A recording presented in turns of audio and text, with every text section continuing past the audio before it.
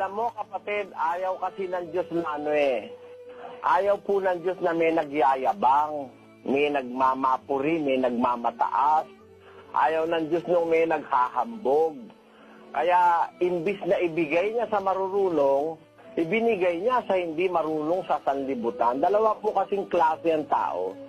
Isang marunong sa sanlibutan pero mangmang sa Diyos. Isa namang mangmang sa sanlibutan pero marunong para sa Diyos.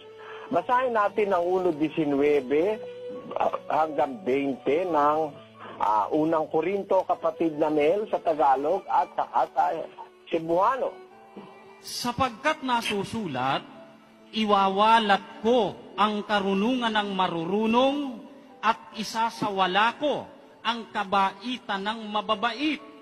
Saan naroon ang marunong? Saan naroon ang eskriba? Saan naroon ang mapagmatuwid sa sanglibutang ito? Hindi baga ginawa ng Diyos na kamangmangan ang karunungan ng sanglibutan? Kay nahasulat na, pagalaglagon ko ang kaalam sa mga maalam, o pagawagtangon ko ang kahibalo sa mga masinabuton. Hain naman ang maalam, hain na ang eskriba, hain naman ang maglalantugi niining panahon na sa kalibutan. Wala ba pagpakabuanga sa Diyos ang kaalam sa kalibutan? Ayan. Sabi po ng Biblia, ginawa ng Diyos na kamangmangan yung kaalam o karunungan sa kalibutan o sa sanlibutan.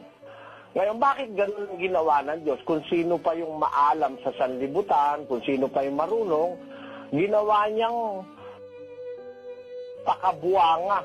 Why? What is the reason behind it? Basahin po natin ang 1:26, kapatid. Sapagkat masdan ninyo ang sa inyo'y pagkatawag, mga kapatid, na hindi ang maraming marurunong ayon sa laman, hindi ang maraming may kapangyarihan, hindi ang maraming mahal na tao ang mga tinawag, kundi pinili ng Diyos ang mga bagay na kamangmangan ng sanglibutan upang hiyain niya ang mga marurunong. At pinili ng Diyos ang mga bagay na mahihina ng sanglibutan upang hiyain niya ang mga bagay na malalakas. At ang mga bagay na mababa ng sanglibutan at ang mga bagay na hinamak ang pinili ng Diyos, oo, at ang